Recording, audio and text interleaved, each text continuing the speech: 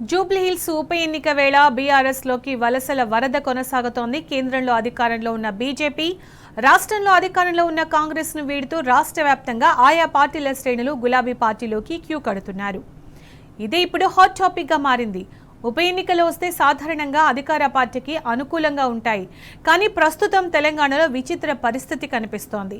ఎన్నికల వేళ అధికార పార్టీ కాంగ్రెస్ వలసలతో డీలా పడుతుంటే గులాబీ కారు జెట్ స్పీడ్తో దూసుకుపోతోంది.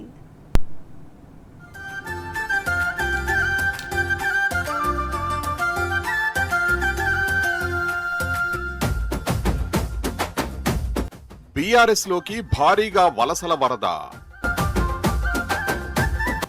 హస్తం కమలం పార్టీల నుంచి జాతర. రెండేళ్లలోనే తేలిపోయిన హస్తం భవిత.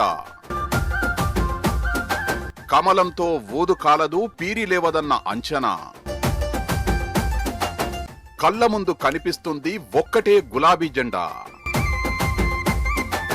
ఎంత అనుకున్నా గులాబీ కారే దిక్కన్న అభిప్రాయం. రాష్ట్ర వ్యాప్తంగా ఇదే తంతు, భారీగా నేతల క్యూ. కాంగ్రెస్ కు ఓటేయొద్దని చాలా చోట్ల తీర్మానాలు. జనరల్ గా ఎన్నికలు వస్తున్నాయంటే అధికార పార్టీలో ఒక రకమైన జోష్ ఉంటుంది.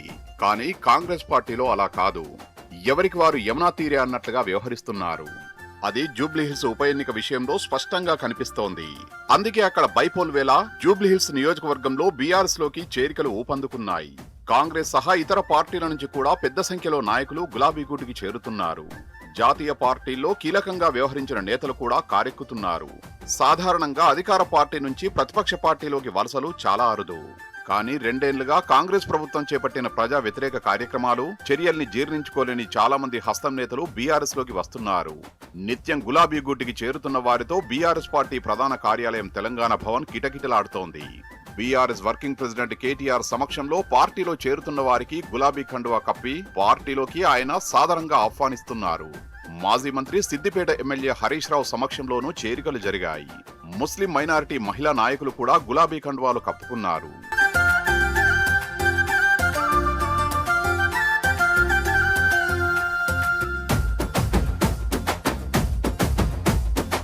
ఆరు గ్యారంటీలు అంటూ అధికారంలోకి వచ్చి చివరికి కాంగ్రెస్ చేసిందేమీ లేదు. ప్రజల్లోనూ ప్రభుత్వంపై తీవ్ర వ్యతిరేకత కనిపిస్తోంది. అందుకే గల్లీ లీడర్లు మొదలు జిల్లా లీడర్ల దాకా అందరూ అధికార పార్టీని వీడి బీఆర్ఎస్ లో చేరుతున్నారు. ఏకంగా సీఎం రేవంత్ రెడ్డి సొంత నియోజకవర్గంలోనూ ఇదే పరిస్థితి నెలకొనడంతో కాంగ్రెస్ ప్రజాప్రతినిధులు ఏం చేయాలో తోచక దిక్కులు చూస్తున్నారు. వెళ్లే వారిని ఎలా నిల్వరించాలో తెలియక మల్లగుల్లాలు పడుతున్నారు. కాంగ్రెస్ లో వలసల ముసలం ఈ ఏడాది ఫిబ్రవరిలో సీఎం సొంత నియోజకవర్గమైన కొడంగల్లోనే పుట్టింది. చిన్న నందిగామ నుంచి 30 మంది కాంగ్రెస్ కార్యకర్తలు బీఆర్ఎస్ లో చేరడంతో చేరికల పరంపర మొదలైంది. అప్పటి నుంచి భారీగా వలసలు కొనసాగుతున్నాయి.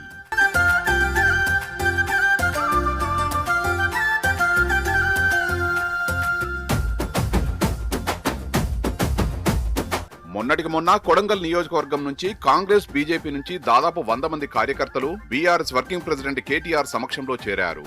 వలసలను ఆపేందుకు కాంగ్రెస్ చేస్తున్న ప్రకటనలు ఉత్తివేనని కార్యకర్తలే చెప్తున్నారు.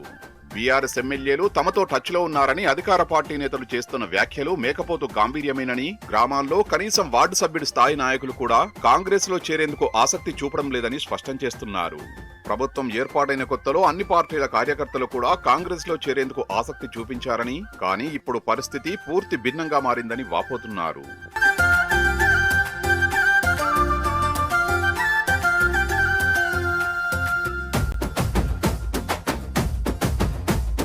అటు బీసీ సామాజిక వర్గ యువకులు ప్రభుత్వంపై తీవ్ర ఆగ్రహంతో ఉన్నారు. బీసీ సంక్షేమం కోసం 65 హామీలిచ్చారని గుర్తు చేసుకున్నారు.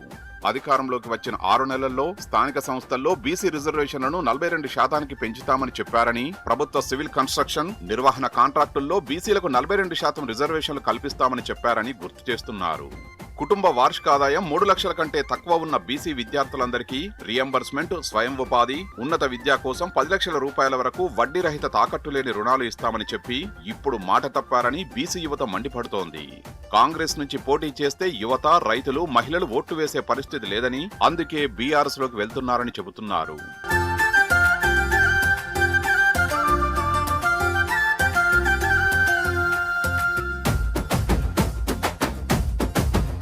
ఒక్కటి మాత్రం నిజం, కాంగ్రెస్ పార్టీ ఇచ్చిన వాగ్దానాల్ని నెరవేర్చడంలో విఫలమవడంతో బీఆర్ఎస్ పార్టీలోకి భారీగా చేరికలు జరుగుతున్నాయి. రాష్ట్రంలోని అన్ని జిల్లాల్లో కాంగ్రెస్ పార్టీ నుంచి వలసలు వస్తున్నాయి. అంతేకాకుండా బీజేపీ నుంచి గులాబీ పార్టీలోకి నాయకులు కార్యకర్తలు చేరుతున్నారు. ఒక్కరోజు వ్యవధిలోనే కాంగ్రెస్ పార్టీ నుంచి పలువురు మాజీ సర్పంచులు కీలక నాయకులు గులాబీ పార్టీలో చేరారు. ఈ చేరికలతో బీఆర్ఎస్ పార్టీకి కొత్త ఊపునిచ్చాయి.